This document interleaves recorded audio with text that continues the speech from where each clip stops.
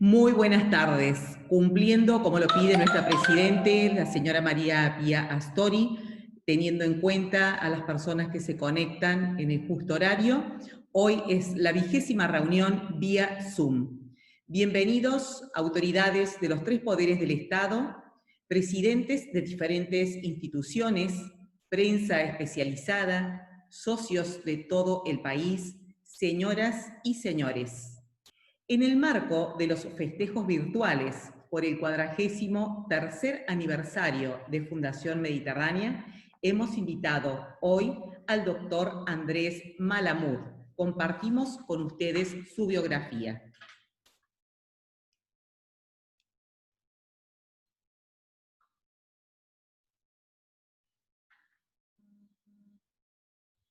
Andrés Malamud es investigador principal en el Instituto de Ciencias Sociales de la Universidad de Lisboa. Licenciado en Ciencia Política por la Universidad de Buenos Aires, obtuvo su doctorado en el Instituto Universitario Europeo, Florencia, Italia. Ha sido investigador visitante en el Instituto Max Planck, Heidelberg, Alemania, y en la Universidad de Maryland, College Park, Estados Unidos, así como profesor invitado en universidades de Argentina, Brasil, España, Italia, México y Portugal. Sus intereses de investigación abarcan las instituciones políticas, los procesos de integración regional, los partidos políticos y las teorías de la democracia. Sus áreas de especialización geográfica son Europa y América Latina. Sus trabajos han sido traducidos a 6 idiomas y publicados en libros y revistas académicas de 20 países.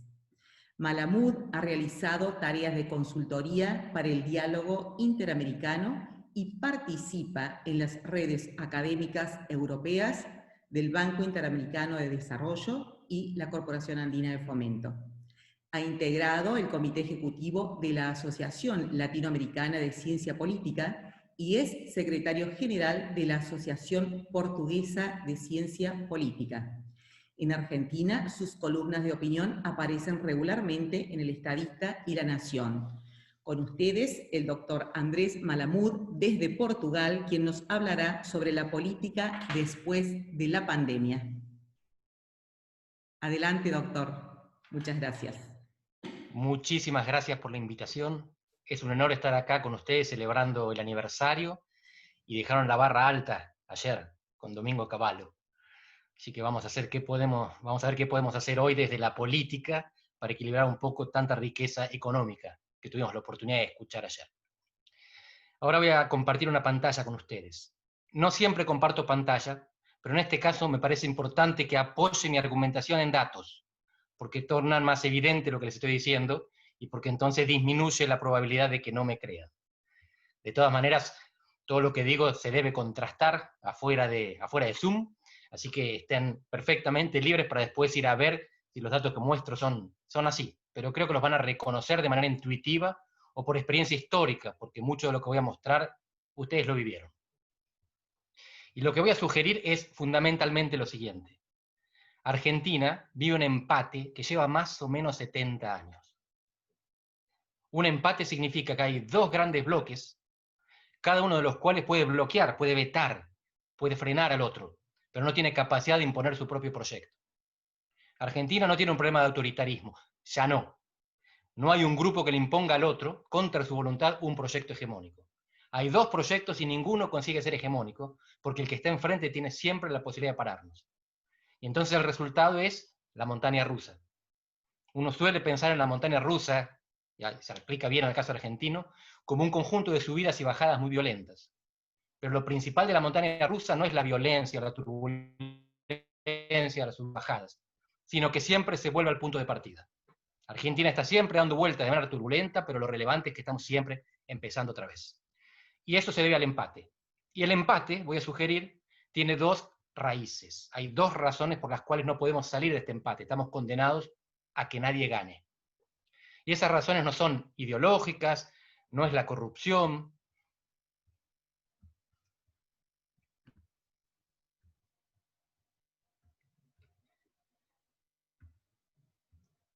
es, por un lado, la clase social.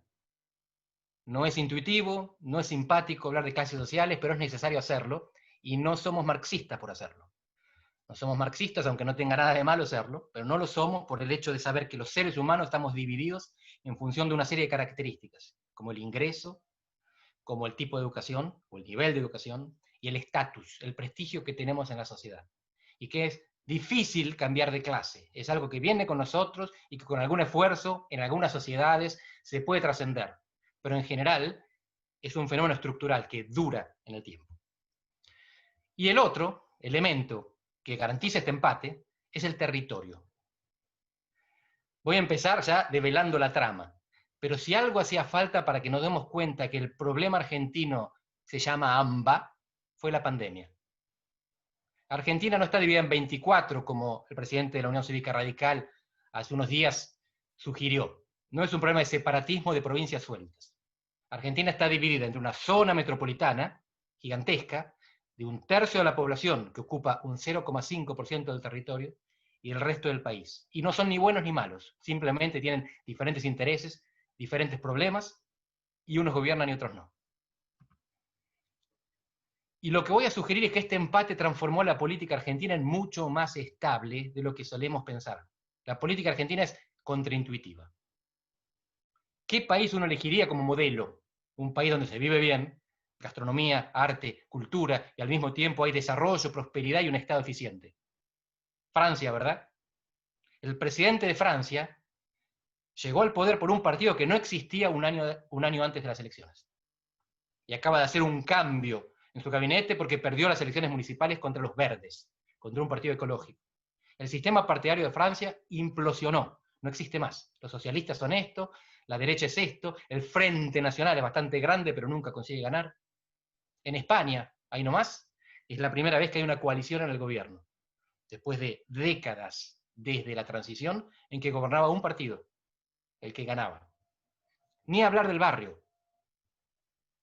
La ingobernabilidad chilena estaba a punto de manifestarse en quizás la caída del gobierno o la represión arbitraria y masiva, hasta que la pandemia mandó a la gente a casa. Pero en Brasil hay un presidente que, sin hacer juicio de valor, en este momento no tiene partido. Y antes de eso estuvo afiliado a 9. En 29 años de carrera política, Bolsonaro estuvo afiliado a 9 partidos políticos. En Argentina tenemos mucha más estabilidad, guste o no. Así que la turbulencia es del país, no del sistema político, que es bien estable. Lo que estamos viendo acá es Brasil. Desde la transición, 1986, hasta el año pasado, prácticamente cuando Bolsonaro es electo. Abajo es la cantidad de partidos relevantes que disputan la presidencia, línea naranja. Arriba, la línea azul, es la cantidad de partidos en que se fragmenta el Congreso.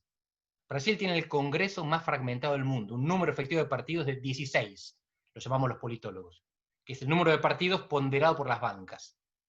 ¿Cuántos senadores tiene Bolsonaro? 4 de 81. ¿Qué porcentaje de diputados? 10 u 11, depende quién se dio vuelta el último fin de semana. Lula, un presidente supervotado, reelecto, gobernó con 16% de la Cámara de Diputados. Brasil tiene un sistema político hiperfragmentado y finalmente polarizado. ¿Cómo será el nuestro? Después de fracasos uno detrás del otro, Argentina sigue, o volvió, mejor dicho, volvió a tener un sistema de partidos mucho menos fragmentado que en el momento culmine del 2001-2003. El número efectivo de partidos hasta la última elección, antes de la elección de Alberto Fernández, era 3,8. Ahora es más bajo. Argentina tiene un sistema casi bipartidista perfecto. No es perfecto, porque en la Cámara de Diputados ningún partido tiene mayoría. Pero fíjense, quien ganó la presidencia, 48%. Quien salió segundo, 40%. El tercero, 8%, lejos. Y ahora les voy a mostrar unos números del Congreso, pero mientras tanto tengan en cuenta esto que estamos viendo. En el resto de los países vemos mucha más fragmentación, necesidades de coaliciones, coaliciones que son financiadas con dinero público, es decir, que obligan a la corrupción. En Argentina nadie nos obliga, lo hacemos por placer. Y una de las razones por las cuales el sistema de partidos se desfragmentó, es decir, se reunificó, fueron las PASO, las primarias abiertas, simultáneas y obligatorias. No las defiendo, no hago juicio de valor en ningún momento. Lo que digo es que antes de las PASO, la candidatura presidencial tuvo 15 candidatos. En las elecciones presidenciales previas a las PASO hubo 15 candidatos. En las últimas, el año pasado, hubo 6. Las PASO tuvieron un efecto reductor del sistema de partidos y por lo tanto simplificador para el electorado y para los partidos. Argentina va a los tumbos y siempre vuelve al punto de partida económicamente, pero aunque no lo crean, políticamente avanzó. En cierto aspecto avanzó. Comparado con otros casos, por supuesto que Francia está mejor, salvo que les preguntemos a los chalecos amarillos, o a los que votaron ahora los verdes y le dieron al partido del presidente una victoria en las 10 ciudades más grandes, una en 10. O lo que está pasando en España, que no son capaces de pasar leyes y no son capaces de disciplinar a sus comunidades autónomas separatistas. Es así, no como Mendoza. Lo de Cataluña es en serio. Estos países tienen más problemas que nosotros. No lo vemos porque leemos nuestros diarios. Pero si ustedes ven los diarios de cada país, vecino y extraño, vecino y lejano, se van a encontrar con que están llenos de problemas. Y esto no justifica los nuestros. Lo que trato de hacer es describirlos como diferentes a los demás. El problema de Argentina no es la fragmentación partidaria, al contrario. Hay dos polos tan robustos que ninguno consigue imponer una política y mantenerla en el tiempo. Tienen que ponerse de acuerdo. Y el problema es que no lo consiguen. Unos numeritos, unos grafiquitos más para mostrarles esto. Olviden la línea de arriba. Este gráfico es la suma del partido más votado con el segundo, no interesa. Son elecciones presidenciales. Lo que interesa es esta, de los cuadraditos, que es el desempeño del peronismo. Acá sumaron 3 candidatos. Y es muy regular. El peronismo anda siempre más del 40 y hasta el 60% de los votos. Mientras que el no peronismo toma diferentes formas, a veces tiene picos bastante altos y a veces valles muy profundos. Es decir, que el peronismo es la regularidad, la constancia de la política argentina, y el no peronismo, que es una presencia permanente, va mutando. Pero está siempre ahí. Y está siempre ahí sostenido por clase y territorio. Hago una mención al territorio y vuelvo a la clase. Esta es la distribución de senadores. Alfonsín tuvo un senado en el cual los peronistas tenían la primera minoría, no llegaban por 2 votos al quórum. A partir del 89, con Menem, el peronismo, los peronistas siempre tuvieron mayoría en el Senado. Y los demás partidos tuvieron cierta regularidad, porque esto se distribuye en función de las provincias. La política territorial argentina es súper estable. Y a esto volveremos. Vuelvo a la clase, ya volveremos al territorio. Esta es una manera de ver, de entender la sociedad argentina y sus consecuencias políticas mucho mejor que el típico triángulo. Cuando uno analiza una sociedad, forma un triángulo y dice clase alta en el pico, clase media en el centro y clase baja, sectores populares abajo, más numerosos. La sociedad argentina no era así. Manuel Moray Araujo lo que había hecho era diseñar esta forma, este formato que reflejaba mucho mejor la manera en que la sociedad argentina se estructuraba. Él decía, una clase alta de 5, 8%, hasta 10%. ¿Quiénes son estas personas? Las que nunca tomaron un colectivo. Acá vive gente que jamás en su vida tuvo que subir a un bondi, no tiene sube. Abajo, clase baja, marginal y semi-marginal. Noten que esto tiene un par de décadas. 15%, ahora está cerca del 30%. Esta es la gente que probablemente no paga las facturas de luz. De nuevo, no pueden, no tienen, no les llega, no tienen agua corriente, no tienen piso de cemento, tienen piso de tierra. No son todos, pero un sector muy importante donde las normas laborales no les influyen, porque no es que no son contratados, porque no tienen las habilidades, no son contratados porque están al margen de la sociedad, y en general cuesta contratar a alguien de la villa, aunque tenga un buen currículum.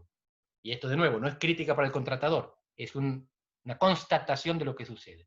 Y en el medio, la cebolla, la gran clase media argentina, que es clase media aspiracional, porque los asalariados sindicalizados en otros países no pertenecen a la clase media, pero en Argentina creían pertenecer. Maestras, sobre todo, que son las que a partir de Sarmiento construyeron la nacionalidad. La Argentina de clase media es un producto de la educación universal, pensada por Sarmiento y concretada por las maestras, que aunque tengan un salario bajo y tengan ingreso de clase baja, se consideran, aspiran a la clase media. Pero esta clase media se divide en 25% se dividía. Los asalariados sindicalizados, los no sindicalizados y los cuentapropistas. Y en la política se expresaba en diagonal. ¿Consiguen ver la línea diagonal? Casi todos los trabajadores asalariados sindicalizados votaban al peronismo, como las clases bajas. Los no sindicalizados, mitad y mitad. Los cuentapropistas votaban más al otro lado, al no peronismo, al radicalismo, al PRO, Juntos por el Cambio. Menem tuvo la capacidad de sumar al voto peronista, al triángulo inferior, parte importante de la clase alta. La clase media, aunque el voto licuadora le simpatizaban las consecuencias económicas del menemismo, no le gustaba Menem. Con Kirchner pasó lo contrario. Kirchner no cultiva la clase alta, cultiva sectores de la clase media, y de ahí la concertación plural con el radicalismo. Menem hace una alianza del peronismo con la clase alta, Kirchner del peronismo con la clase media. Y así van ganando elecciones. Pero esta estructura es más o menos constante, solo que la clase baja cada vez ocupa más espacio y la clase media cada vez ocupa menos. Y los que más van a sufrir con la pandemia, con lo que está pasando, es el sector cuentapropista, como ustedes bien saben. Los que no tienen estabilidad del ingreso, los que no tienen formalidad del empleo o de la propiedad.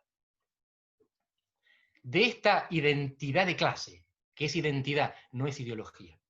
Los mismos que votaron a Menem en los 90, votaron los Kirchner en los 2000. Cristina fue senadora en los 90 de Menem y votaba en general sus proyectos. Menem es senador ahora, de Alberto, y lo fue de Cristina. Es decir, que la ideología no define, es la identidad. Y la identidad es algo que se huele, no que se piensa, que se siente. Somos de la familia porque nacimos en ella, no porque la elegimos. Y entonces del 46 al 83, hasta que vuelve la democracia, Argentina se separa en estos dos bloques que mutuamente se bloquean, peronismo y antiperonismo. Con Alfonsín, que no es antiperonista, pero tampoco peronista, la diferencia, la disidencia, se hace más suave. El radicalismo encarna el no peronismo, pero no es necesariamente gorila. Desde 2003 más bien, más que 2001, el peronismo se identifica con el liderazgo de entonces, con el kirchnerismo, y se va corriendo un poco, si quieren, a la izquierda. Y del otro lado, se endurece la oposición, que se empieza a definir como anti-kirchnerista. Por eso eran divertidas, o ilusas, o ingenuas, las posiciones que pensaban que el año pasado podía surgir una avenida en el medio, o un candidato que quebrara estas identidades. Porque las identidades sociales son muy fuertes, y porque, esto es fundamental, las instituciones electorales argentinas, el sistema electoral argentino es hiperrestrictivo. ¿Qué quiere decir que es restrictivo? Que tiene altos costos de entrada. Y por lo tanto es un cementerio de terceras fuerzas, que asoman y les cortan la cabeza. No hay Bolsonaros en Argentina, no porque no haya personas que piensan como Bolsonaro, sino porque el sistema los deglute. ¿Y qué tiene este sistema para deglutir a las terceras fuerzas? Primero, sobrerepresenta la periferia. Las terceras fuerzas aparecen en las zonas urbanas, metropolitanas, que están subrepresentadas. La provincia de Buenos Aires tiene menos diputados de los que le corresponderían. Y en las provincias se eligen pocos diputados, 2, 3, 5 como máximo, con la excepción de Buenos Aires capital, Buenos Aires provincia. Y entonces las terceras fuerzas quedan afuera, no entran, aunque sacan un 10, un 20%, la primera y la segunda se reparten todo. Y algo más, Argentina tiene la única cámara baja del mundo, la única cámara de diputados del mundo que se renueva por mitades. Los senados se renuevan por partes en todos lados, las cámaras de diputados no. Se renuevan todas juntas, cada 2 o 4 o 5 años. El resultado es que hacer una excelente elección intermedia, que es la que viene, 2021, garantiza que uno tiene la mitad de la representación. Para que uno tenga toda la representación que ganen los votos, tiene que ganar 2 elecciones consecutivas. Y eso es muy difícil. Por eso Massa ganó en 2013 y no fue presidente. Alicate ganó en 2009 y no fue presidente. Y todo así. Graciela Fernández Mejide gana en 1997 y pierde la interna contra De la Rúa. Entonces, terceras vías en Argentina es complicadísimo. Esto significa, en síntesis, y para desgracia de muchos, que estamos bloqueados con los partidos que tenemos. ¿Cuál es la lección que se saca de esto? Hay que mejorar o cooptar los partidos que tenemos. ¿Qué hizo Macri contra esto? Me van a decir, hay una novedad, el PRO no existía y ahora existe. Macri se rebeló y pagó un alto costo de entrada. Por ejemplo, un alto costo cuando pierde las elecciones de Buenos Aires en 2003 y sigue en política, no se rinde. Un alto costo cuando se baja de la presidencial en 2011. Su partido pierde la personería bonaerense y sigue. Y creó un partido que probablemente lo sobreviva. En Argentina, si el PRO sobrevive a su fundador, habrá 5 partidos políticos que sobreviven a sus fundadores.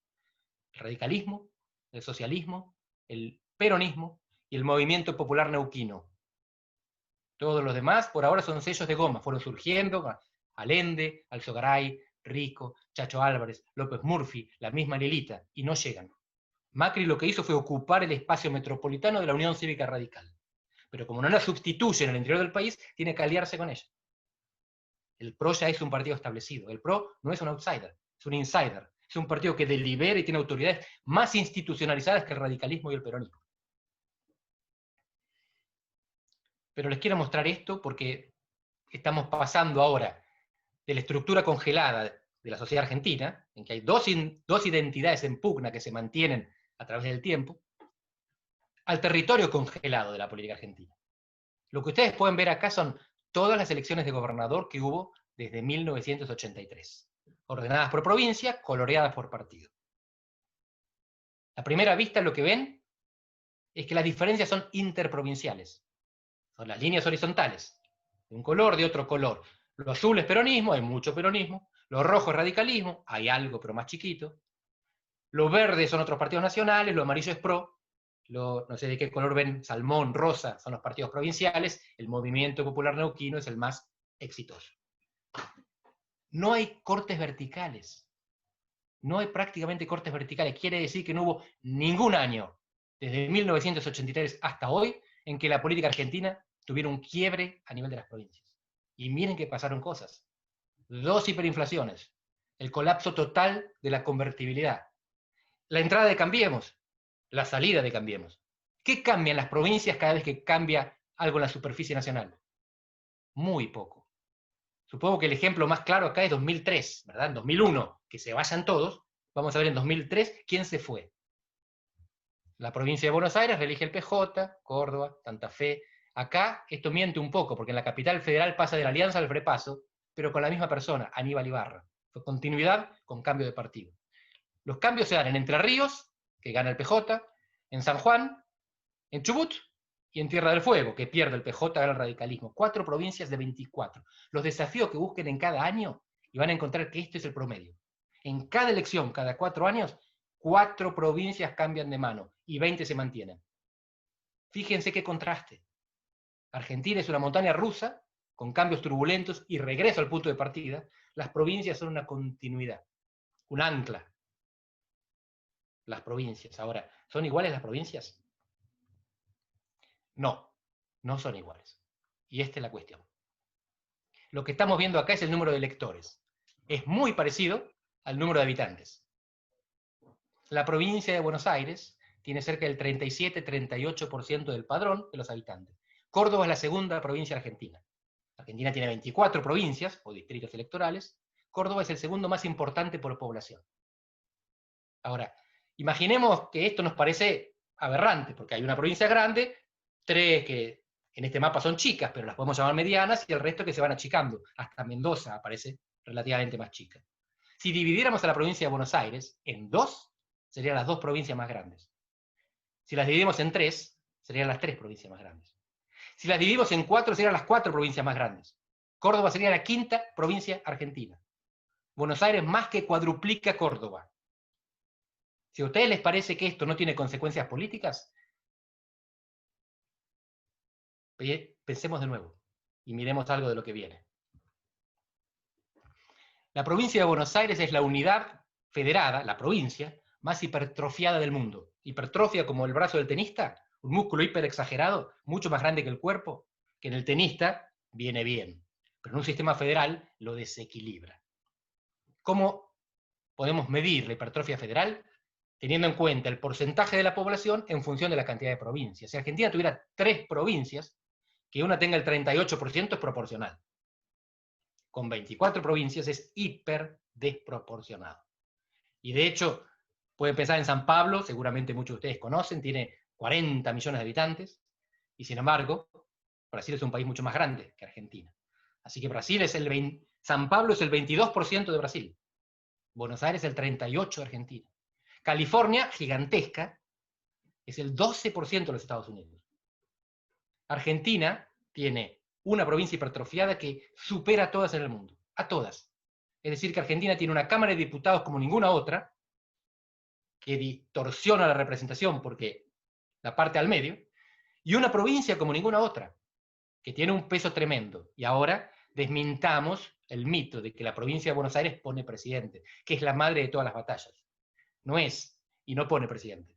Es la madre de todos los naufragios. La provincia de Buenos Aires está cansada de tener gobernadores que tienen una gran imagen hasta que les toca saltar a la política nacional y ahí se hunden.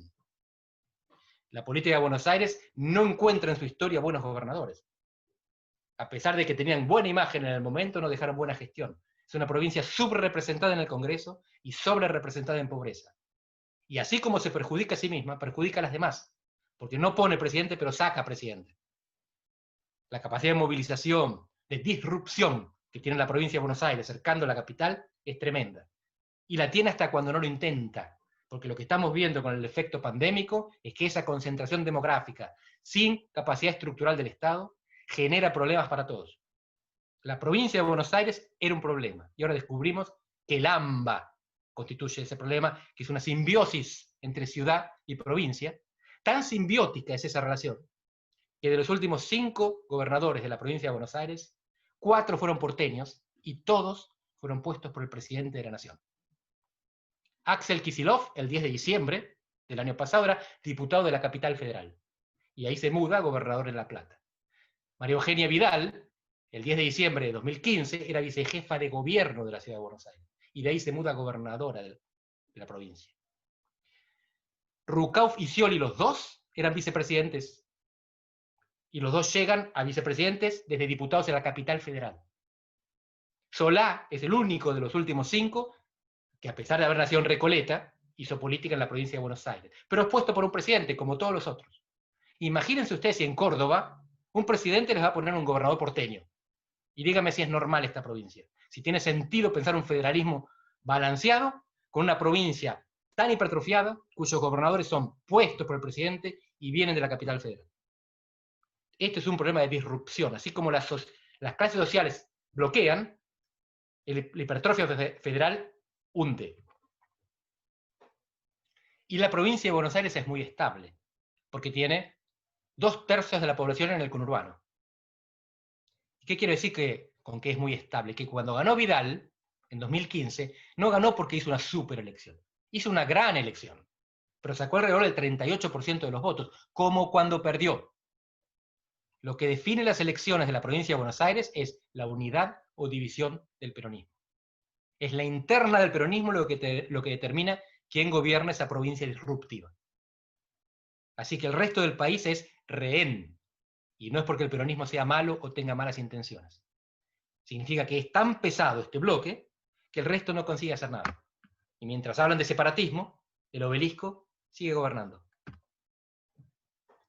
Esta es una de las tantas propuestas, y ya voy terminando, que se vienen sugiriendo para resolver el problema del monstruo, para resolver el problema de esta provincia que tiene 4 veces más habitantes que la segunda, y que tira presidentes pero no los pone, porque sus gobernadores son puestos por los presidentes.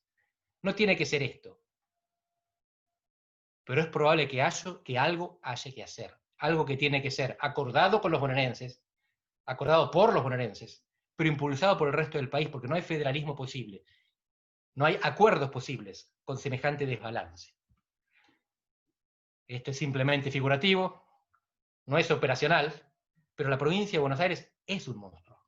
Es un monstruo que no tiene la intención de serlo, y que engaña a quienes llegan. Los gobernadores que se asientan en La Plata el 10 de diciembre cada 4 años creen, yo voy a poder, a mí no me va a pasar. Mi antecesor fracasó, ahora voy a poner las cosas en orden.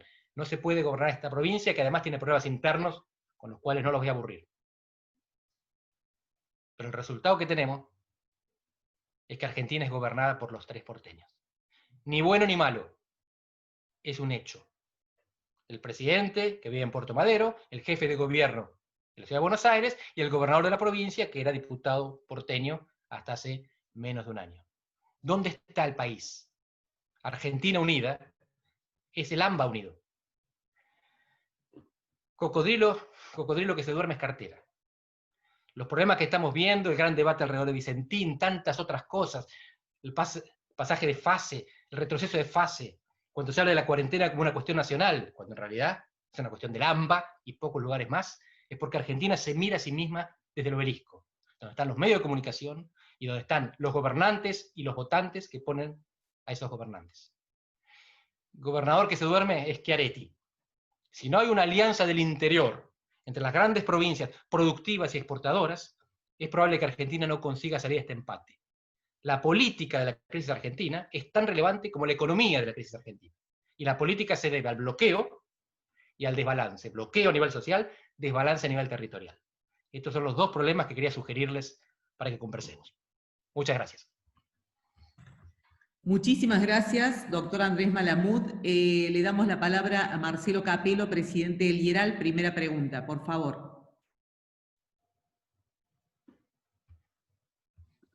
Sí, Andrés, buenas tardes. Gracias por acompañarnos. Además del tema que planteaste, súper importante, algo relacionado, es el fenómeno que creo que se le llama de la sobrerepresentación. Por supuesto, en el Senado, provincias, dado que se distribuyen 3 senadores por provincia, hay provincias sobrerepresentadas con relación a la población, lo cual es lógico. También ocurre en diputados porque existe una cantidad mínima de diputados por provincia. Pero, por ejemplo, en el Senado, las 13 provincias menos pobladas, que por ende podrían lograr una mayoría para aprobar leyes, tienen el 16% de la población.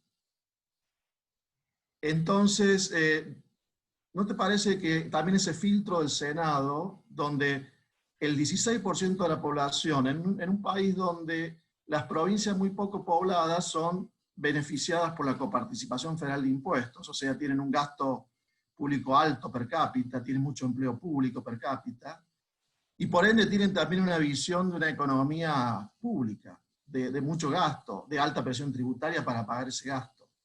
¿No te parece también que ese es un problema desde el punto de vista de la política, que genera este país que gasta tanto, que vive con déficit fiscal, que se vive endeudando y vive cayendo en default también? El problema de la sobrerepresentación y cómo funciona este tema en Argentina. Muchas gracias, Marcelo. Empezamos por un tema que mencionaste al final y que me parece súper relevante, el tema del gasto público. Y lo que tengo que acentuar, y yo sé que no es simpático, es que el gasto político es ínfimo. El problema de la política argentina es que es mala, no que es cara. Si fuera un poco más cara, pero fuera mejor, yo creo que habría que pagarla. Pero el gasto, si ustedes ven la estructura del gasto, ven que la mayor parte de lo que se paga son jubilaciones y después salarios. No es legislaturas, no es asesores, aunque también hay de eso y no estoy en contra de que se baje. Lo que digo es que el problema es que no generan riqueza y no que el costo fiscal de la política es alto. El problema el problema de la política es su calidad. Lo de la sub- y sobrerepresentación es importantísimo. Está hecho para eso.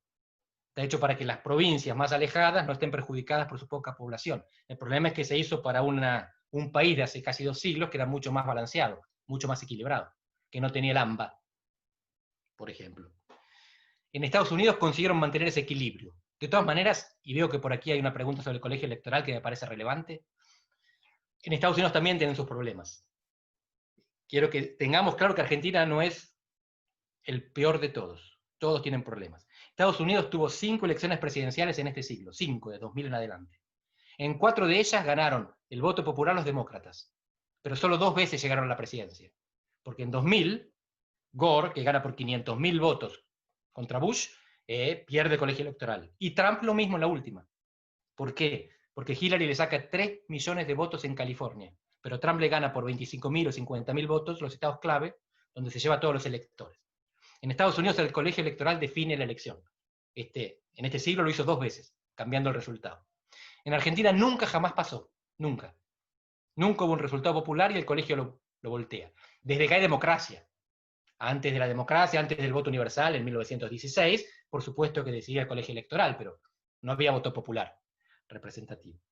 Y les voy a decir más, porque estamos entre cordobeses, ¿verdad? Hubo una vez en la historia que una provincia definió la elección. Una vez. Y nunca más. 2015, Córdoba. ¿Qué significa que una provincia definió la elección? Que si en 2015 ustedes excluyen a Córdoba del conteo, Scioli es presidente. Nunca jamás en la historia pasó con ninguna otra provincia. Nunca la provincia de Buenos Aires definió una elección. Si ustedes sacan a Buenos Aires en cualquier elección, el presidente electo es el mismo.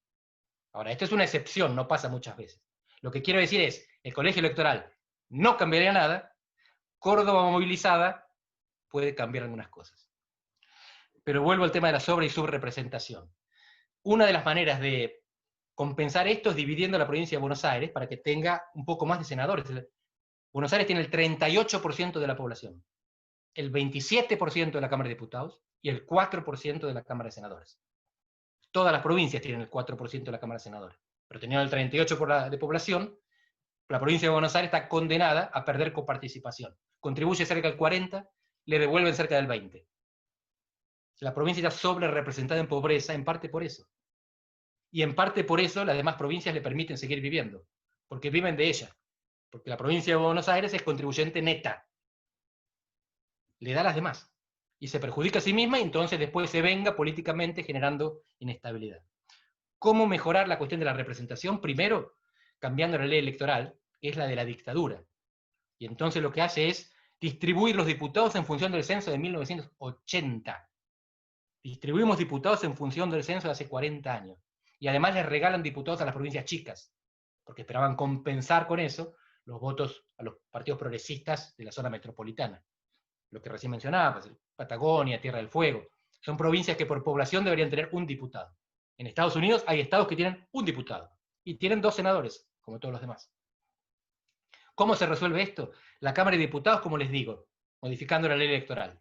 Es complicado porque esas provincias resisten. Lo del Senado no se puede resolver contra la voluntad de las provincias. Buena o mala noticia, las provincias no pueden ser fusionadas contra su voluntad. Estamos condenados a los 3 senadores por provincia, y solo la provincia puede decidir donar tierras a la nación para que construya otra provincia, o fusionarse con otra provincia. No hay manera de obligarlas. Así que la discusión del Senado está terminada, salvo que algunas provincias decidan fusionarse. ¿Cuál es la manera de equilibrar entonces, si no podemos cambiar la institución? Redistribuir la población. Pero no estoy pensando en planificación centralizada moscovita o desde Pekín. Se trata de generar incentivos, de que las economías regionales, la economía pampeana, desborde en la región y en la pampa, y no yéndose hacia otros lados. Ahora se están probando economías, huertas, en Tapalqué, provincia de Buenos Aires. Es un experimento, es chiquitito. En general los incentivos más grandes pueden ser más útiles, pero hay que probar con eso, hay que probar con la desconcentración del AMBA, con que la gente se vaya a otras provincias y entonces esos senadores representen a más personas, porque no se los vamos a sacar.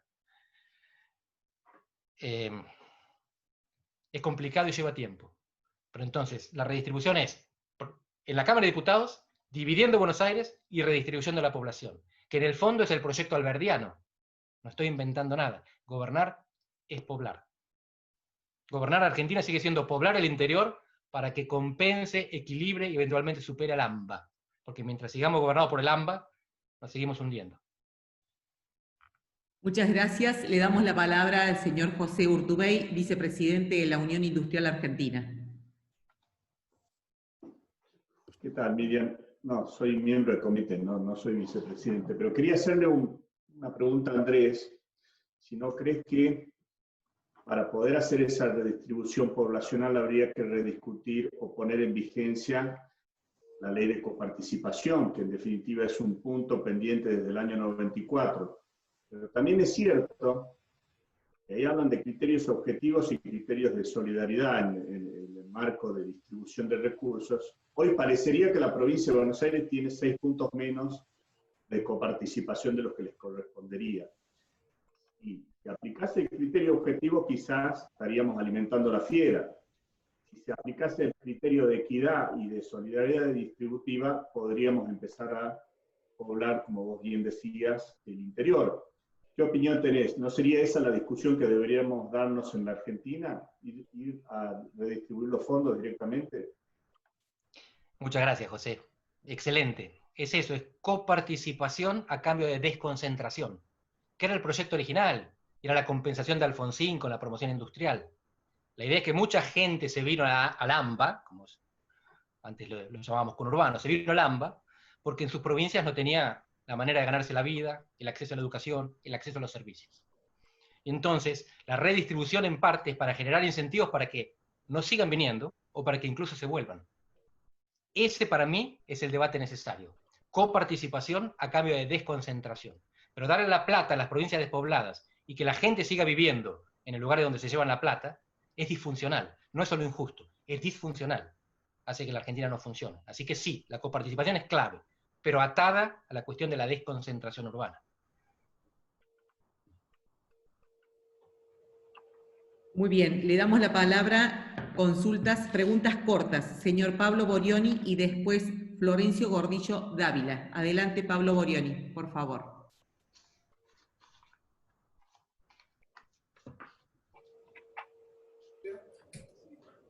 Hola. Sí. Hola, ¿me puede escuchar? Sí, Pablo, adelante. Mi consulta, buenas tardes, es sobre los municipios. Especialmente hemos visto que a lo largo de los años, en la provincia de Buenos Aires, los municipios han perdido autarquía, autonomía, y prácticamente son una delegación del gobierno provincial. Esta posibilidad de modificar este concepto de que los municipios fueron presidentes a las provincias, a la nación, para empezar a tener un poquito más de independencia, ¿cómo lo ve usted? ¿Qué proceso se podría lograr para eso? Excelente. Bueno, ustedes en Córdoba saben lo que son los municipios de carta y diferentes tipos de organización que existe también en otras provincias. En Buenos Aires no hay eso. Los intendentes son de hecho mendigos oficiales, electos por el pueblo para ir a La Plata a pedir la copa provincial. El problema de la provincia de Buenos Aires es doble. Yo me refería a uno que es el desequilibrio federal.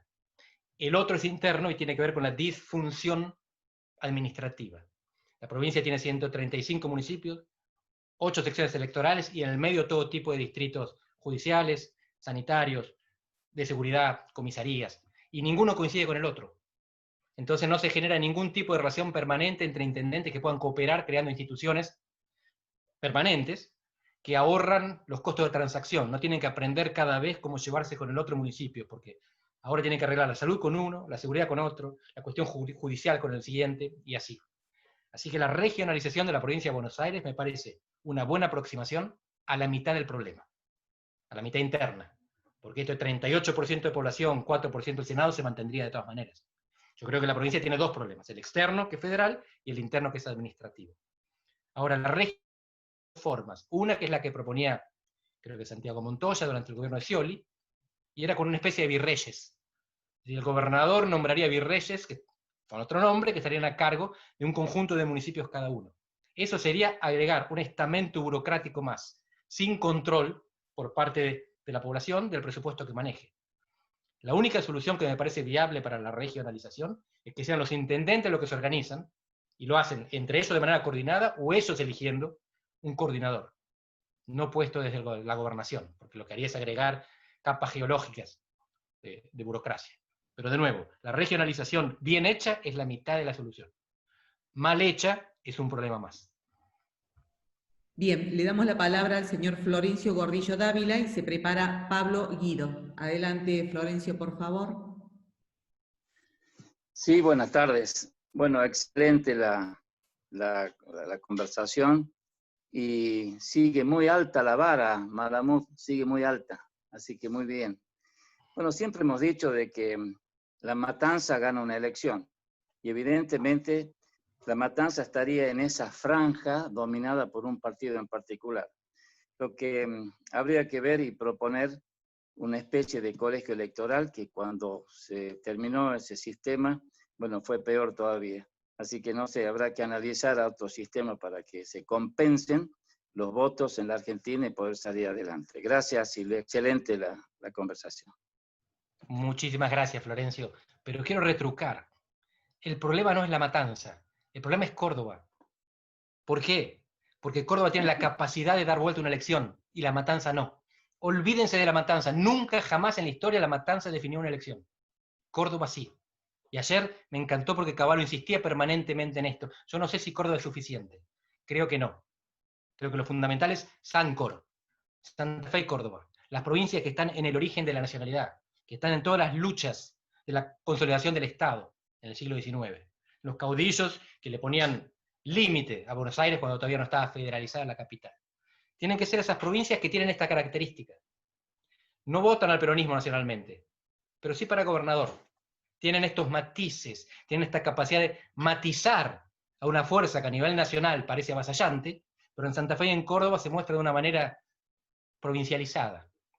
De la Sota, ¿verdad?, se definió alguna vez como cordobés peronista, antes cordobés, después peronista. La cuestión es si se consigue coordinar. Los gobernadores actuales, porque son los que están, y los que vengan para construir de manera más o menos permanente la coordinación entre provincias que Córdoba y Santa Fe pueden liderar. Pero si esperamos que pase algo en La Matanza, yo creo que hay que dividir la provincia de Buenos Aires. Pero de nuevo, se va a dividir si los bonaerenses tienen conciencia de que los perjudica esa provincia, y si Córdoba y Santa Fe ofrecen una alternativa conjunta. Ya vieron la desproporción que hay. Si Córdoba y Santa Fe no se organizan, no me parece que se le pueda ofrecer algo alternativo a los que ahora gobiernan. Y voy a ser, no sé si brutal, pero en este momento lo que tenemos es el empate formal entre el AMBA y el interior del país. Y en realidad el AMBA gobierna. En este gabinete, creo que son 28 contabilizados, incluso los secretarios con rango de ministro, hay 3 que no pertenecen ni a la ciudad ni a la provincia de Buenos Aires. 2 santafesinos y un formoseño. 3 en 28. Todos los demás son de Buenos Aires, ciudad o provincia. Eso es inaceptable.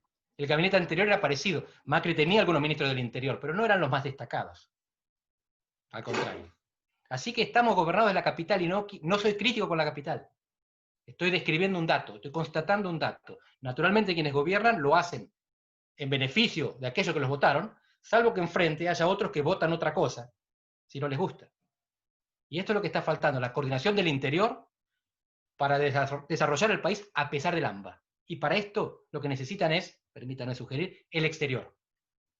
Una alianza del interior con el exterior, que en otra época fue los caudillos con Brasil, para derrotar a Rosas. Ahora no hace falta eso, no hace falta que nos invada el imperio brasileño. Lo que hace falta es que la producción del interior, de la pampa y de las economías regionales se pueda exportar. Y que dejen de ser bloqueados por aquel agujero que solo quiere más mercado doméstico, que está en el AMBA, mercado interno. La alianza que desarrolló Argentina del interior con el exterior tiene que saltar por arriba del AMBA.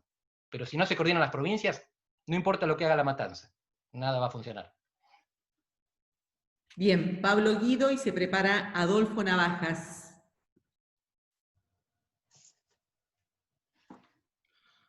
Sí, buenas tardes, doctor Malamud. Yo tenía una pregunta con respecto a la coparticipación, pero ya está respondida, entonces voy a aprovechar.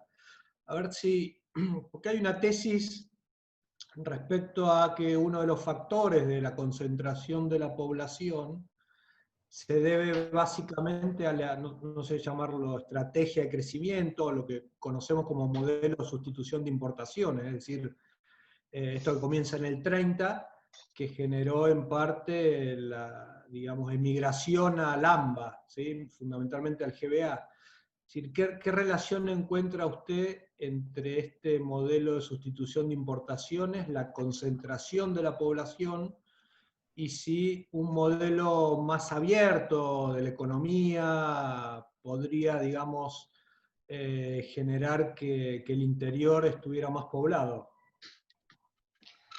Mi impresión es que sí, pero no hace falta confiar en mi impresión. Podemos leer a los historiadores económicos, Pablo Gerchunov, que tienen justamente este diagnóstico. Argentina era una gema y un desierto. La gema es la ciudad-puerto. Y transformó un país en un país-puerto. Está todo mirando hacia la capital. Sigue todo mirando hacia la capital. El desarrollo argentino está relacionado con el agotamiento del modelo agroexportador en el 30 y con el agotamiento definitivo de la industria del sustitución de importaciones en 1975. Desde entonces no se descubrió algo diferente. Y hay una discusión sobre si se puede vivir de la exportación o no. Lo claro es que no se puede vivir sin la exportación.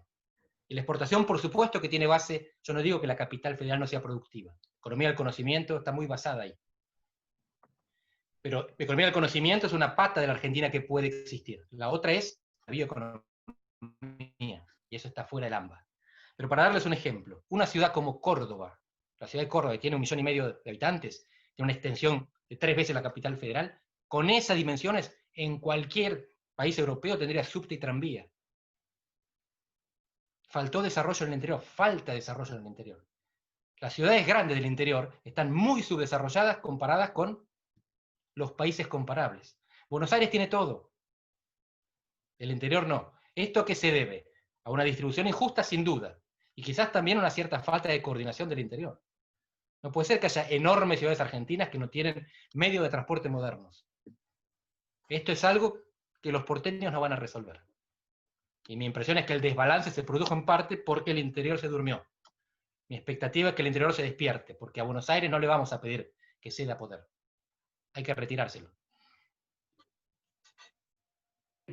Continuamos con el señor Adolfo Navajas, se prepara Rodrigo Mrad, y sepan ustedes que después de la exposición, el licenciado Jorge Vasconcelos, vicepresidente del IERAL, les hablará 5 minutos acerca del tema de la deuda.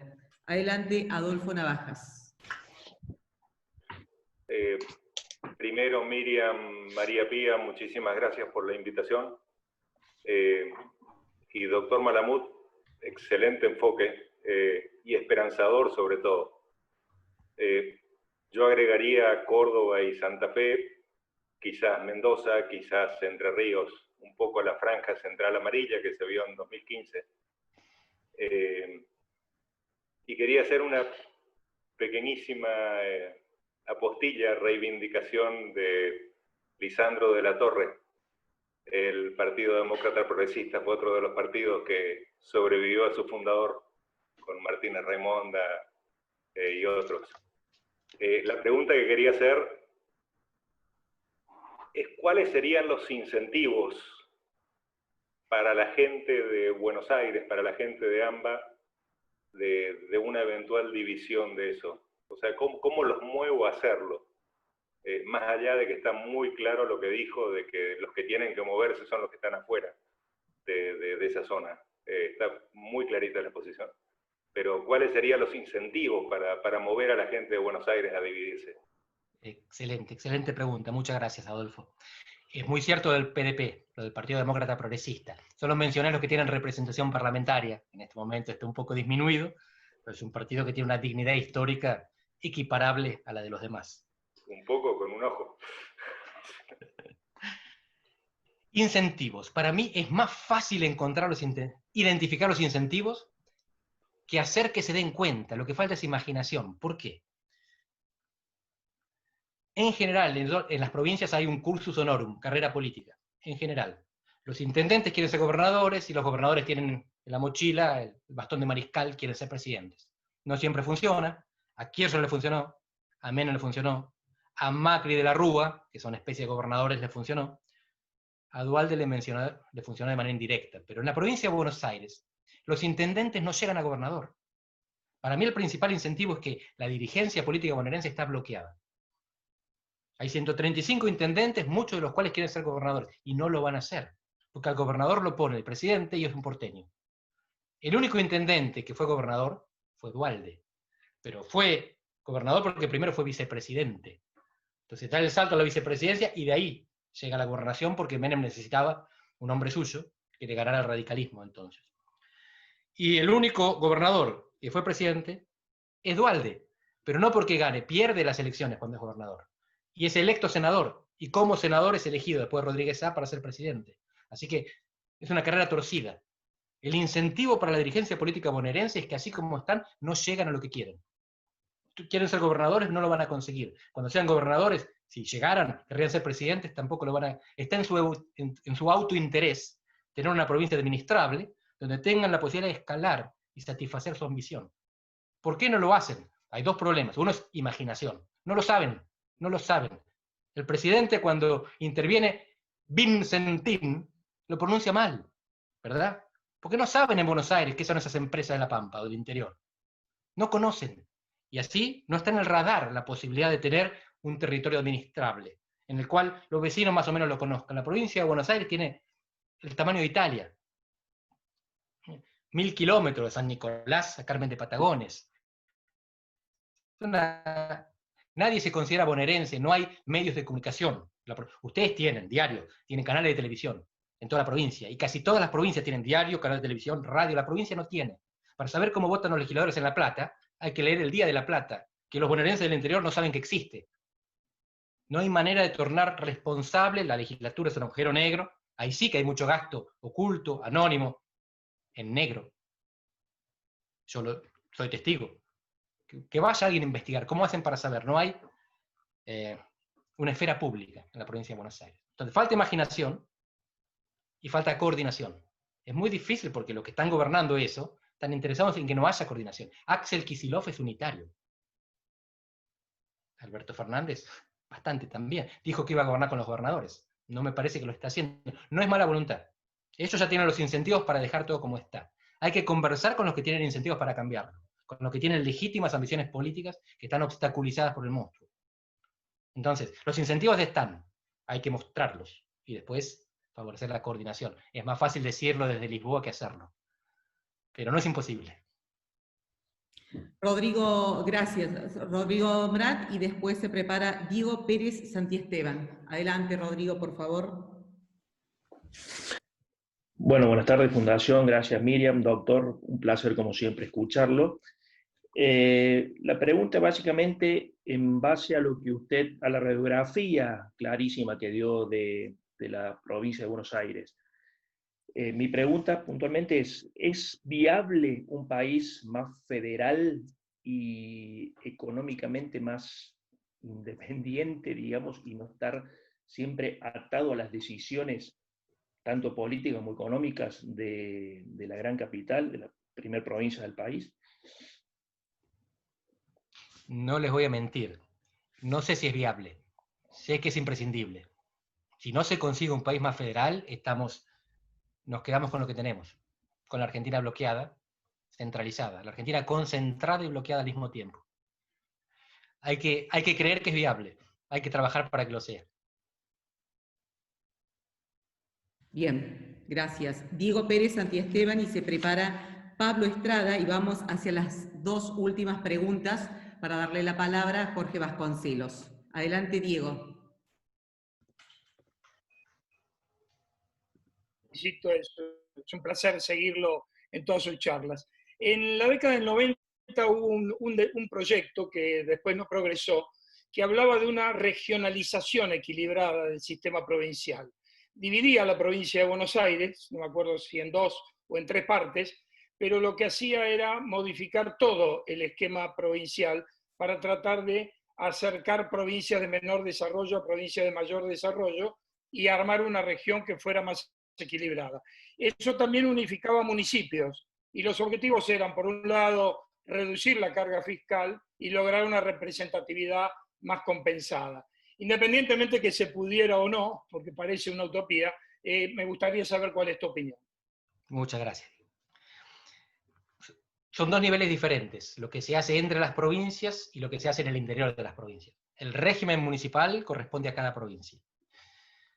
El problemita es la Constitución. Y quiero destacar que estoy siendo irónico, la Constitución no es un problema. Pero las provincias son preexistentes. La nación no tiene ninguna atribución para decidir qué hacer con las provincias. Regionalizarlas de prepo es imposible. Constitucionalmente no se puede hacer. No se puede colocar un virrey arriba de ellas. Si ellas quieren coordinarse, hay muchas experiencias en el mundo, sobre todo de áreas metropolitanas.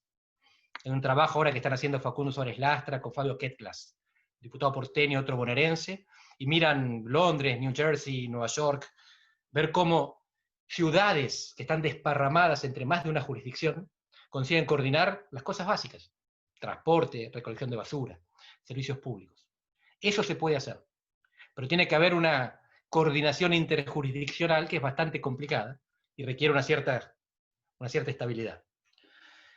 Pero eso, fíjense, eso no es autonomía política. Hay coordinadores de área metropolitana, pero no nuevos gobernadores o virreyes por encima de los gobernadores.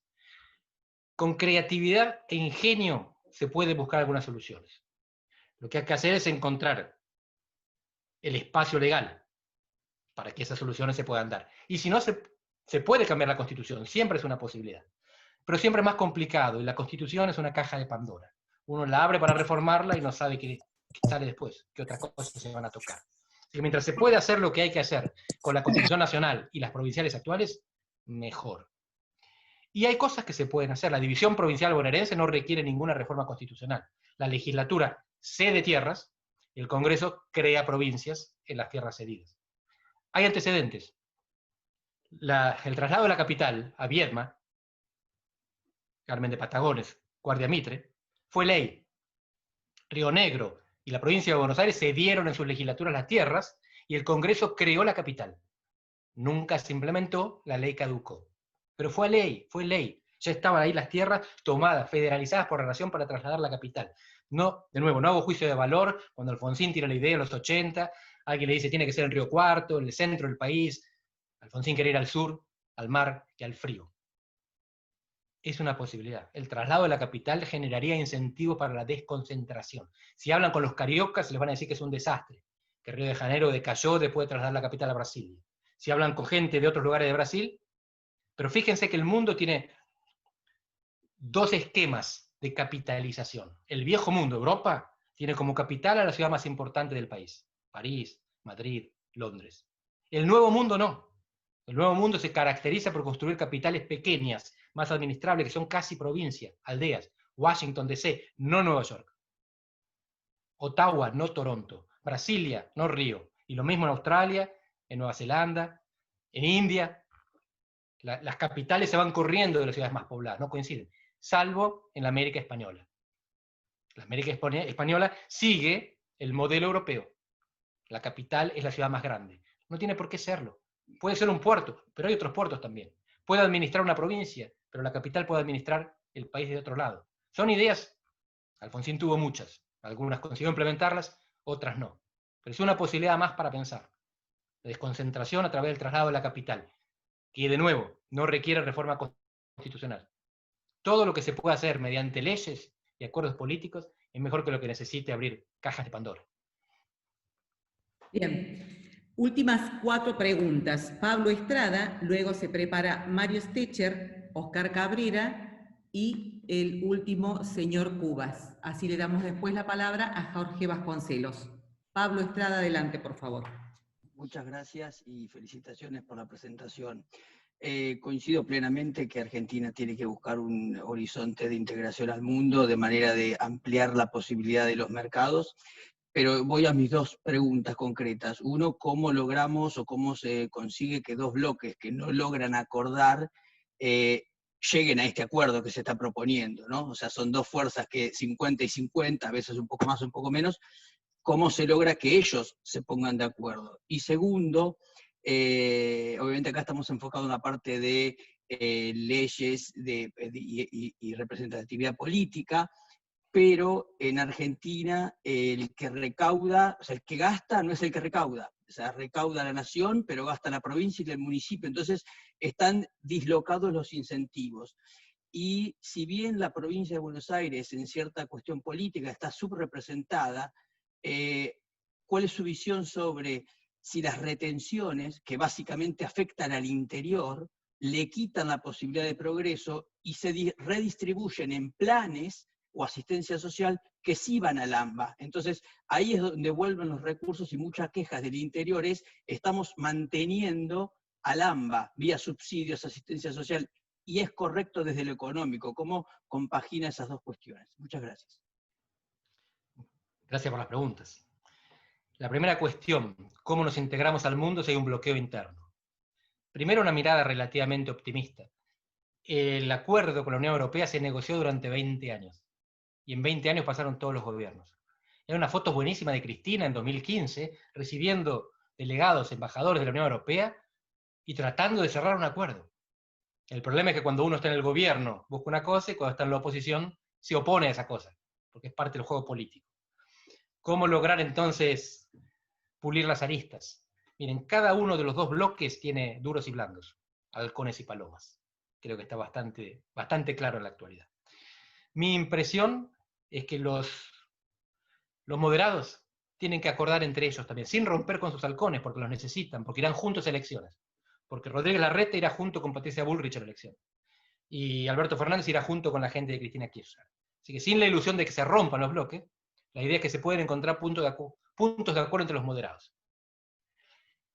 Mi impresión es que las últimas crisis se dan porque los moderados flaquean.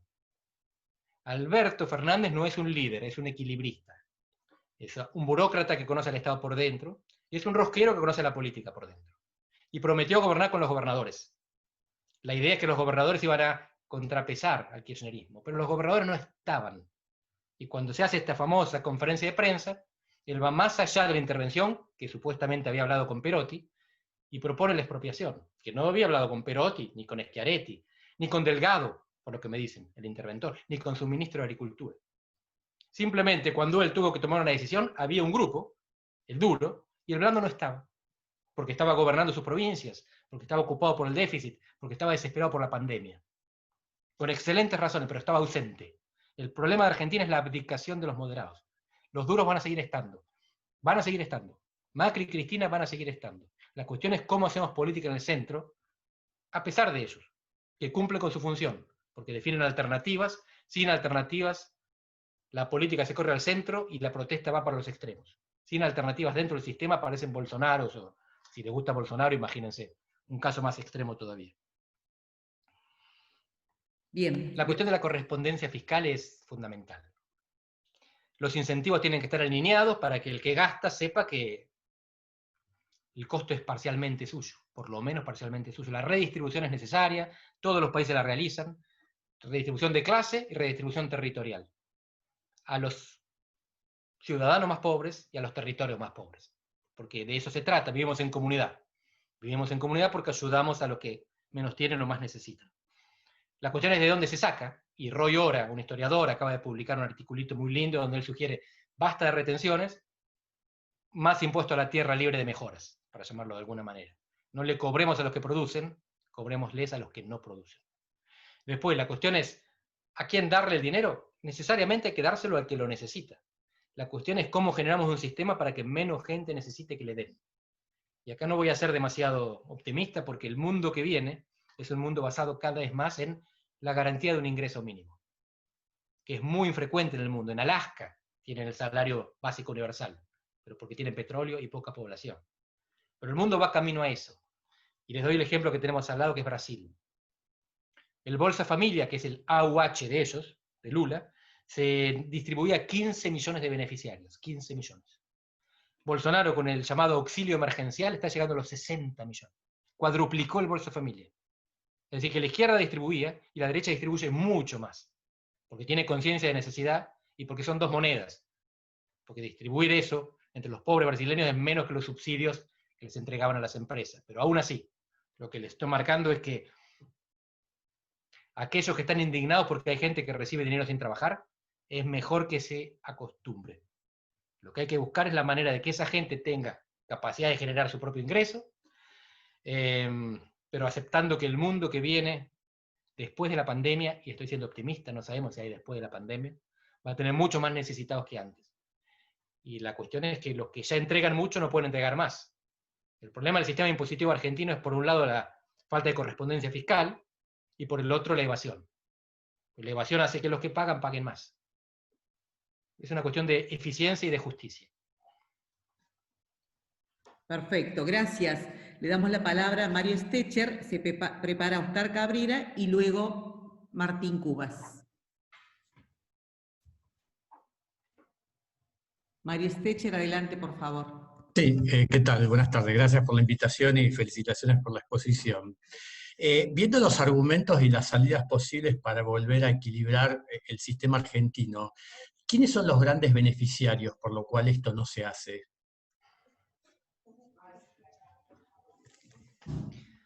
Gran pregunta. De nuevo, yo creo que hay un problema de incentivos, no queda ninguna duda, pero más que un problema de incentivos, es un problema de imaginación y de recursos. Hay gente a la que uno le plantea esta idea y dice, esta idea, la desconcentración, alineamiento de incentivos, no estamos descubriendo la pólvora. Y dicen, estaría bueno, pero no se puede hacer.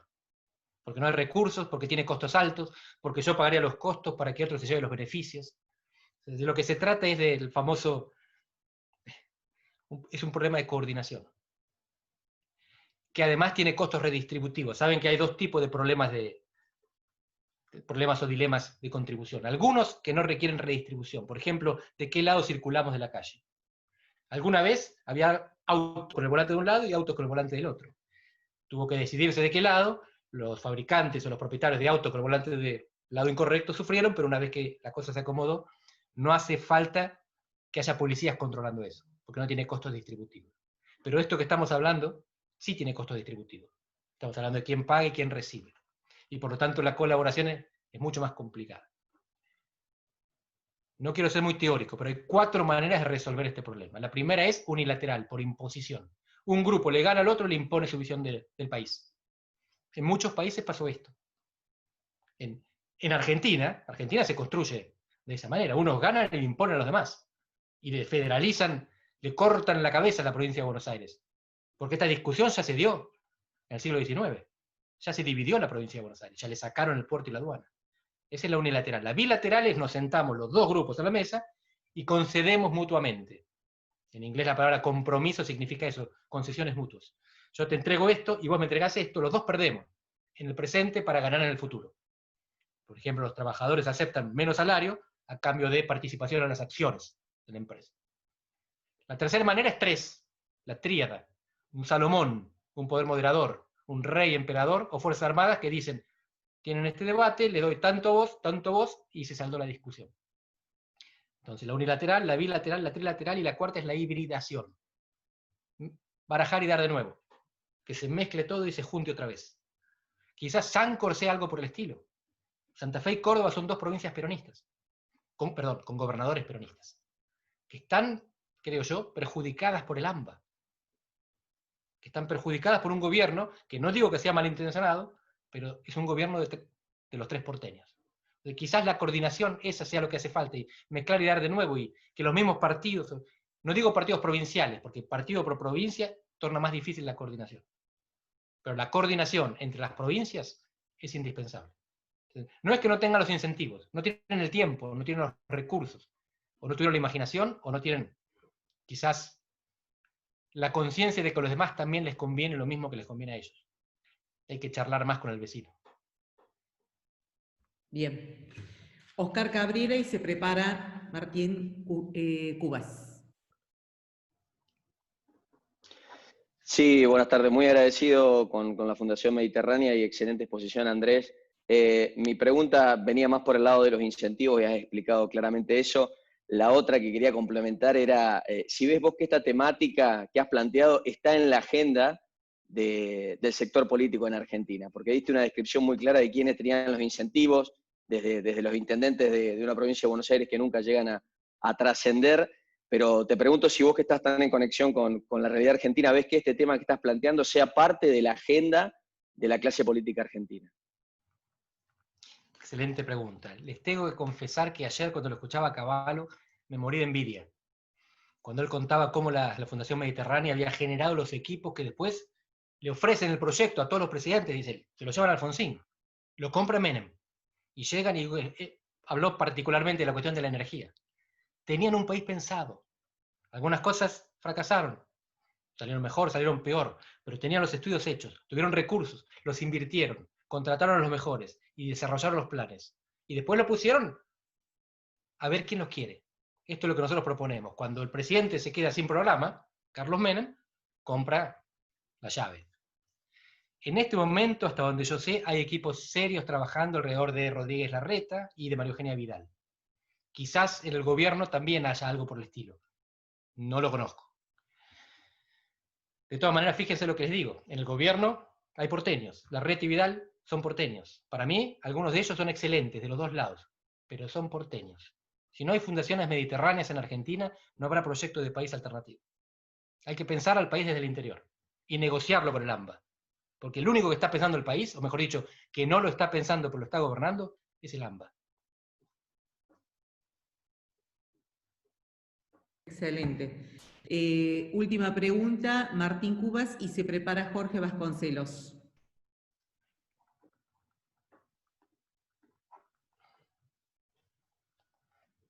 Martín Cubas. Sí. Hola, hola. Sí, perfecto, Martín, se te escucha. Muchas gracias por la invitación a la Fundación y excelente la exposición a Andrés. Mi consulta apuntaba un poco a lo que decía recién. En los 30 años de democracia, buena parte de los presidentes surgieron del interior, pero luego fracasaron en hacer un país federal. Haciendo un poco de revisionismo, ¿cuál fue el error de esta gente que del interior aterrizó en el AMBA y no pudo torcer el destino. Interesante la pregunta. Bueno, fíjense que el origen de los presidentes depende del partido político. Habitualmente el peronismo llegaba a la presidencia con un gobernador periférico, de una provincia pequeña, La Rioja o Santa Cruz, mientras que el no peronismo llegaba de la gobernación de la ciudad metropolitana, de la Rúa y Macri. Hay un patrón acá que se repite. Excepciones, Alfonsín, pero veníamos de la dictadura, así que ahí no había carrera política establecida. Cristina, que en la práctica es una reelección de Néstor Kirchner, y ahora Alberto. Lo que tenemos es peronistas del interior, no peronistas de la capital. Y ahora tenemos un peronista de la capital. Es el agujero negro de la política argentina. Se está llevando, está succionando todo. El peronismo no era así. El peronismo tiene hoy 16 gobernadores. 2/3 de los gobernadores son peronistas. Y le metieron a un presidente de Puerto Madero. Es la capacidad que tiene el AMBA de generar agenda depende de un montón de cosas, pero sobre todo la concentración de los medios de comunicación y el poder electoral que está en sus alrededores. Cristina tiene capacidad de definición electoral porque tiene muchos seguidores en la zona sur del Gran Buenos Aires. Así que ella tiene peso electoral propio, y es ella la que, no llegando sola, se corre hacia el centro y pone un proxy. ¿Por qué Néstor Kirchner y Carlos Menem no contribuyeron al federalismo? Creo que algunas cosas se intentaron hacer. En parte es la reforma de la Constitución en 1994 lo que le concede a la Ciudad de Buenos Aires un peso electoral que antes no tenía, al elegir a su propio jefe de gobierno, que en el momento en que es electo se transforma en candidato natural a la presidencia. Más allá de la opinión que uno pueda tener de Rodríguez Larreta, es el candidato natural a la presidencia, porque es de la jefatura de gobierno de la Cava que salen los presidentes no peronistas. ¿Sí? Fíjense, son recursos, medios y votos. Está todo junto, todo concentrado. Falta coordinación en el interior. Mi impresión es esa. La falta de coordinación del interior es lo que condena al país a ser gobernado por 1/3 de las personas. Perfecto. Muchísimas gracias. La verdad que su exposición brillante. Le vamos a hacer un aplauso virtual de parte de todos y le damos la palabra a Jorge Vasconcelos y lo invitamos a escuchar a Jorge también. Adelante, Jorge, Gracias. por favor. ¿Qué tal? Buenas tardes, Andrés. Buenas tardes a todos. En realidad, los incentivos para cambiar se están acumulando con casi 10 años de esta inflación, donde la sufren los que producen y la sufren los que reciben la coparticipación. O sea que la posibilidad del segundo escenario, creo que era el de concesiones mutuas, después de 10 años de esta inflación probablemente tenga más chances, o por lo menos haya que intentar más por ahí, me parece, que por las otras variantes. Bueno, hablando de esta inflación, se conoció ayer y esta mañana la propuesta la propuesta definitiva que hace el gobierno a los acreedores. Hay más chances de que haya algún tipo de acuerdo con un grupo importante de acreedores. Subsisten muchas discusiones en el plano legal, porque a diferencia, por ejemplo, de la reestructuración de deuda que acaba de cerrar Ecuador, en el caso de Argentina se han intentado introducir algunas novedades legales. La versión más extrema de esas modificaciones legales, las llamadas cláusulas Pacman, por la cual si un bonista adhería a la deuda, pero en el cajón donde estaba votando ese bonista no había suficientes mayorías, ese voto no se perdía desde el punto de vista del gobierno, sino que se reasignaba a otros cajones, de modo tal de reforzar las mayorías para cumplir los requisitos de las cláusulas de acción colectiva. Esa discusión legal sigue vigente después de lo que se conoció esta mañana, y era una de las diferencias más importantes que había entre el gobierno argentino y algunos de los grupos de acreedores con mayor peso específico en cuanto a la cantidad de bonos que tienen y los votos que tienen en función de la cantidad de bonos. Por lo tanto, yo diría que a partir de lo que conocimos en estas últimas horas, han aumentado las chances de que haya un acuerdo parcial de reestructuración de deuda, pero hoy todavía es difícil afirmar que ese acuerdo parcial de reestructuración de deuda vaya a tener la suficiente mayoría en adhesiones como para que no queden bonistas litigantes, como ocurrió después de 2005, donde quedaron los famosos holdouts que recién cerraron trato con el gobierno argentino unos cuantos años después, casi 10 años después.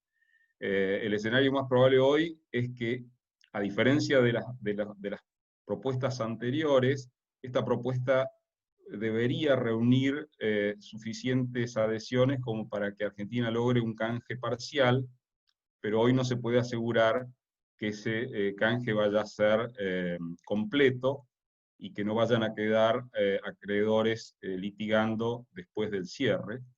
Es posible que esa parte más dura de los acreedores pueda solicitar alguna modificación en lo que se presentó ayer, pero esas modificaciones hoy parecen más difíciles de llevar adelante, dado que está sobre la mesa la propuesta argentina ya ante los organismos. El hecho que Argentina dependa tanto de la suerte de este tema de la reestructuración tiene que ver con las diferencias que se discutían ayer en la presentación de Cavallo, las diferencias entre el 2020 y lo que fue el 2002-2003, dado que Argentina no tiene superávit fiscal, no tiene a la vista una suba fuerte de los precios de las commodities, no tiene a la vista tampoco entusiasmo inversor, sobre todo porque segundas partes pueden ser repetidas y hay muchos inversores que conocen y tienen una visión de cómo fue la política económica que se cerró en la etapa de 2015, y contra esa herencia también, obviamente, lucha el gobierno actual. Ese es un elemento vinculado con las expectativas que es tremendamente importante. Por eso, si bien el arreglo de la deuda es una condición necesaria, no es suficiente para que Argentina pueda aspirar a recuperar dinamismo de crecimiento a partir del año que viene, si bien es una condición necesaria y no suficiente, es tremendamente necesaria porque justamente Argentina adolece del ahorro que tenía en 2003 y sufre el empeoramiento de las expectativas empresariales a la luz de la experiencia que se vivió en la economía argentina hasta 2015, particularmente el periodo del cepo 2012-2015. Y en ese sentido también es extremadamente relevante que este acuerdo pueda ser lo más completo posible en función justamente de lo que ha pasado con el mercado de cambios y con el comercio exterior, donde desde fin de mayo estamos viviendo una situación de se han extremado los controles y obviamente eso es una medicina inadecuada para el funcionamiento de las actividades productivas, más allá de los problemas propios de la pandemia y del confinamiento. O sea, del resultado de esta reestructuración también depende lo que pase con el mercado de cambios, si es posible que el Banco Central pueda volver un poco atrás en estos controles extremos que se impusieron a fin de mayo para normalizar el funcionamiento del comercio exterior y el acceso de las empresas a las divisas para el cumplimiento de sus compromisos. Eso ya en un efecto de corto plazo, en la medida en que esta reestructuración termina exitosamente. Pero hoy el escenario es reestructuración parcial, acuerdos parciales, con un piso del 50% de adhesiones. No hay garantías todavía de un acuerdo que impida que subsistan litigios.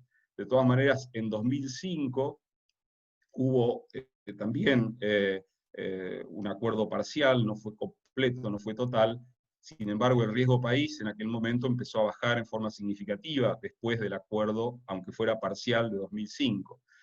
Para que eso pudiera ocurrir, dadas las diferencias entre 2020 y 2003, para que eso pudiera ocurrir, es decir, que el riesgo país pudiera bajar aún en un escenario de acuerdo parcial, el tema del acuerdo de la Argentina con el Fondo Monetario Internacional en algún tipo de programa acordado con el staff del fondo pasa a tener una relevancia significativa. Es decir, un escenario de acuerdo parcial, pero con acuerdo con el fondo respecto de ciertas metas fiscales, monetarias y algún tipo de reformas estructurales, aunque sean mínimas, eso podría complementar este paso que empieza a darse para la economía argentina. Ese es un poco el comentario que quería hacer.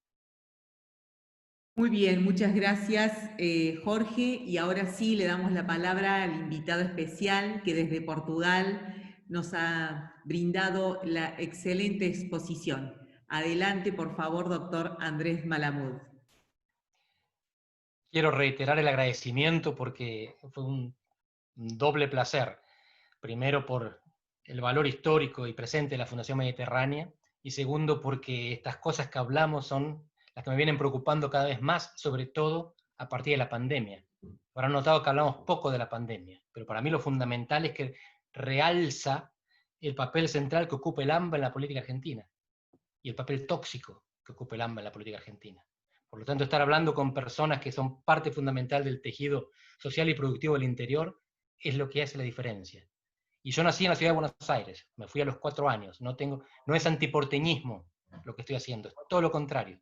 Creo que en última instancia, ellos también se perjudican por la decadencia nacional. Y esa decadencia se debe a este empate social y este desequilibrio territorial. Por lo tanto, de nuevo, me encanta que me hayan invitado a Córdoba, aunque sea de manera virtual, y les mando un abrazo muy grande desde una puntita aquí, lejana de Europa. Bueno, nuevamente muchísimas gracias, y como siempre los invitamos para la próxima reunión virtual. Hemos invitado al doctor Gonzalo Paz. Ustedes podrán después acceder a la hoja de su currículum vitae. Va a ser el martes que viene, martes 14 de julio a las 14:30 horas. Muchísimas gracias a todos, muy amables.